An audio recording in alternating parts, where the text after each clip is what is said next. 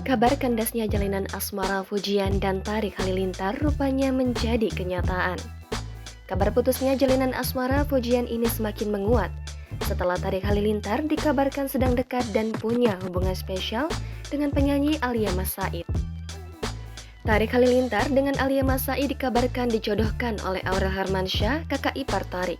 Kabar kedekatan Tarik Halilintar dengan Alia Mas Said pun menyenggol Fujian, sang mantan kekasih Tarik. Fujian dibanding-bandingkan dengan putri dari pasangan Reza Artamevia dan mendiang Adjie Mas Said itu. Fujian enggan menanggapi perihal hubungan atau kedekatan Tarik Halilintar dengan Alia Mas Said.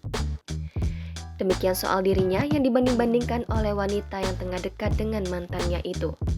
Ketika ditemui di Polres Metro Jakarta Barat pada Selasa 5 September malam, Fujian memilih kabur saat ditanya perihal hubungan Tarik Halilintar dan Alia Mas Said.